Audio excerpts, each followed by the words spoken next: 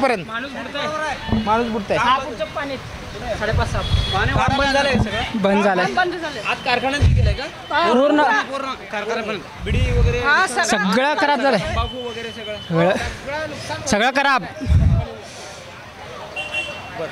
पाणी वाढाले अजून वाढायला लागला पाणी वाढवणार जायला पाण्याला रस्ता आहे का नाही? कुठं नाहीच नाही कुठं येऊ लागलंय।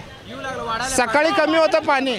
मी सकाळी 5:30 वाजता आलो, पाणी कमी होतं सकाळी। आता सकाळी एवढे होती पाणी, आता एवढं आले पाणी।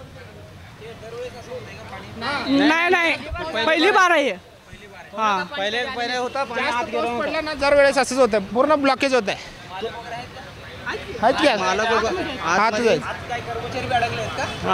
कर्मचारी आहेत ते आतमध्ये कर्मचारी आहेत ते सगळं व्यवस्था जे भिजले नाहीत पोते ते काढायला लागले। ते 1 करोड रुपयाच्या वरती नुकसान झालेलं आहे। आणि जवळपास आता आमचे कंपनीचे कामगार 10,000 कामगार आहेत। एवढी कामगार आज महिलांना सुट्टी आहे, पुरुषांना सुट्टी आहे, सगळ्यांना सुट्टी आहे। याचं प्रशासनाने दखल घ्यावा। एवढं नुकसान झालं आहे आमचं कंपनीचं, हे सगळं नुकसान भरपाई मिळावा। स्कॉर्पिओ कार साहेबाची आहे, कंपनीची आहे। गाड्या भिजले ती स्कॉर्पिओ गाड्या भिजले ती 2 व्हीलर आहे ती 4 व्हीलर आहे ती बाहेरचे ट्रान्सपोर्टचे गाड्या आहे ती। आणि आतमध्ये तंबाखू मटेरियल जे पॅकिंगचं सिस्टीम जे असते सगळं काय भिजलेलं आहे। टोटली मिनिमम 1 करोड 1.5 करोड रुपयेपर्यंत नुकसान झालेलं आहे कंपनीचं। आणि त्याच्यामध्ये परत आमच्या कामगार वर्गांचं बी खूप प्रमाणे नुकसान झालेलं आहे। 10,000 विडी कामगार आहे ते कंपनीचे, त्यांचेही आज पूर्णपणे बंद ठेवलेलं आहे। सगळे कारखाने बंद आहेत ती। आणि तसंच पुरुष कामगार जे पॅकिंग करतात त्यांचंही पूर्णप्रमाणे नुकसान आहे।